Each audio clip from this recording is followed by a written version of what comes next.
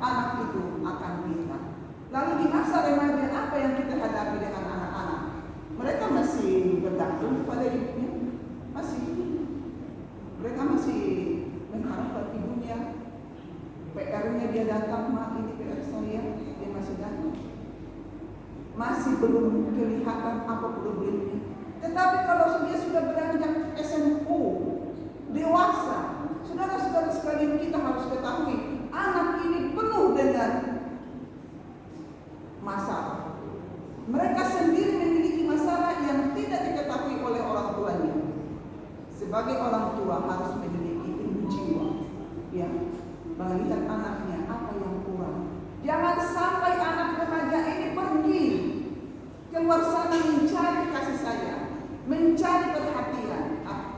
Bapakku sibuknya cari duit, ibuku sibuknya dengan HP-nya, kawan-kawan pula temanku, pergi dia. Itu makanya kita lihat saudara-saudara, anak-anak banyak yang rusak, banyak yang narkoba. Aduh, saya sedih kalau sampai remaja-remaja itu yang begal-begal itu. Saya berpikir, di mana mama mereka ini? Saya suka bertanya begitu, di mana mama mereka ini? Kok bisa begal-begal begitu? Masih remaja. Kok bisa ikut tawuran masih SMP? Ikut demo. Di mana orang tua mereka ini? Kira-kira seperti itu tidak saya. Tetapi saya tahu Jatiwangi tidak ada. Saya sangat senang melihat anak-anak muda Jatiwangi, dari kecil sampai yang dewasa ini. Saya tahu. Terima kasih ibu-ibu Jatiwangi. Semua mereka aktif-aktif, ya. Aktif mereka semua adalah anak Tuhan. Tetapi kita tidak boleh lepas percaya begitu saja. Karena sampai nanti menikah pun kita tidak boleh lengah melihat mereka. Bayangkan saudara-saudara, kalau anak sudah menikah, dia memiliki satu orang yang baru datang ke komunitasnya. Ya, dia berpikir, apakah saya meninggalkan ibu saya untuk bersama dengan istri saya? Nanti ibu saya sakit hati. Masa saya meninggalkan begitu saja kalau sudah nikah? Dia pikirkan seperti itu.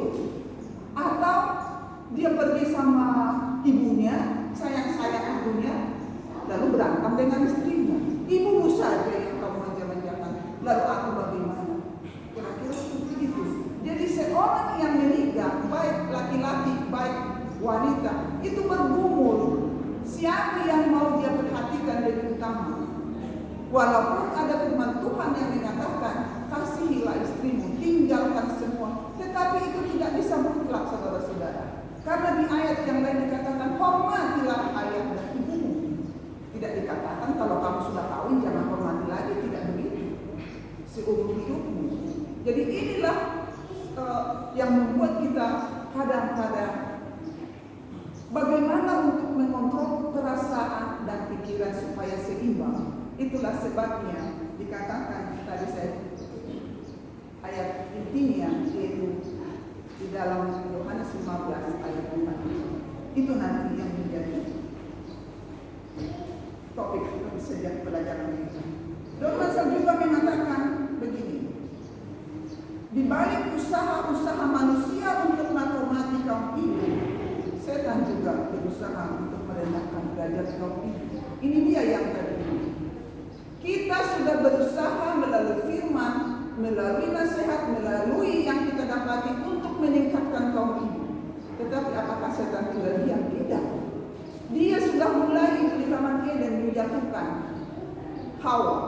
Dia sudah mulai itu. Dan sekarang di dalam rumah tangga ini, untuk menghadapi anak remaja yang dewasa dan anak yang sudah, kita dibawa kepada satu, harus ada pertimbangan yang sehat. Setan tetap ada di sekitar kita. Dan jangan kita sampai terjun ke bawah. Martabat kita hancur dibuat oleh setan ini. Saudara-saudara sekalian, tidak ada ibu yang mengajari anaknya seperti gambar ini ya. Tidak ada yang menjadi wangi ya.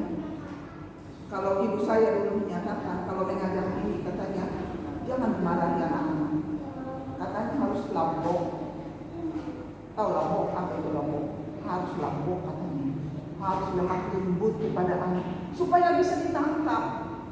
Kalau enggak dia enggak bisa nangkap. Kalau saudara marah-marah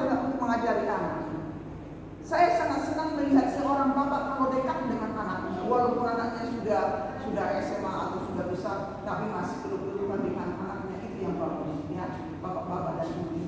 Jadi dia tidak mencari ke sana. Dia berhadapan dengan bapaknya, peluk-pelukan dengan bapaknya. Saya senang melihat orang tua yang seperti itu. Siapa yang memulai itu? Bukan anak itu. Yang memulai itu adalah orang tuanya. Bagaimana dia dekat dengan anaknya.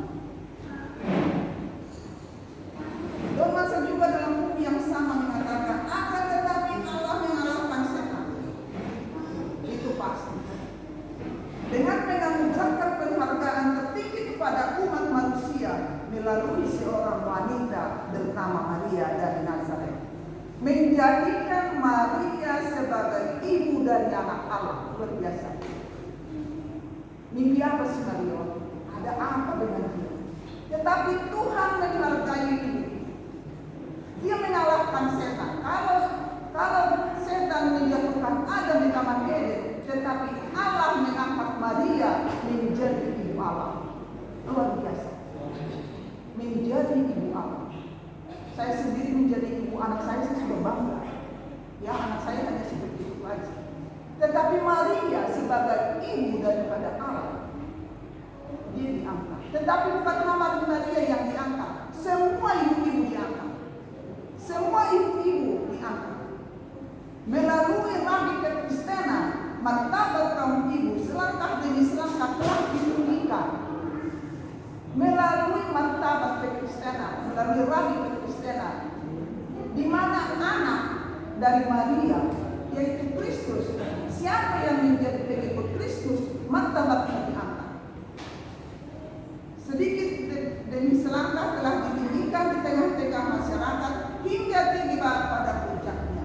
Ibu dihormati sebagai seorang yang berpengaruh.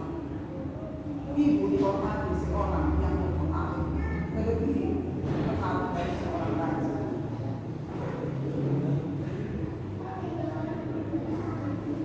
Pengaruh siapa yang lebih kuat?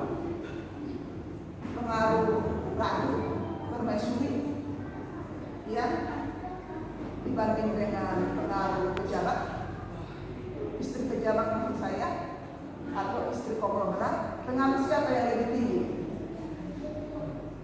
yang lebih kuat dibanding dengan istri ini, istri yang seperti ini? Pengaruh siapa yang lebih kuat?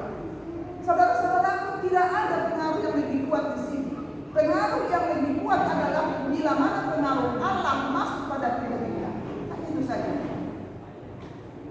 Mau saudara menjadi permaisuri ratu, mau saudara menjadi istri pejabat yang cantik-cantik, yang bagaimana-bagaimana, atau yang sawah itu, saya seperti ini, tiada hanya dulu. Pengaruhnya kuat sekali. Ya, pengaruhnya karena apa? Karena dia adalah menerima pengaruh dari Allah. Baik saudara-saudara, pelajaran kita memang adalah dari Yohanes 15 ayat 1 sampai 8. Pengaruh Allah mengalir kepada para ibu. Dalam Yohanes 15 ayat 1 sampai 5 dikatakan, saudara boleh buka Alkitabnya. Ini kita akan pelajari, boleh dibaca Alkitabnya apa yang dikatakan. Akulah pokok anggur yang benar, dan Bapakkulah pengusahanya. Akulah pokok anggur yang benar, kata Yesus, dan Bapakkulah pengusahanya. Kira-kira seperti apa pengusaha pokok anggur? Kira-kira seperti apa? Mari kita lihat. Pokok anggur itu sifatnya merambat. Jadi pengusaha itu harus membuat pagar koridor, ya, pagar. Harus dibuat pagarnya di samping kiri kanan, lalu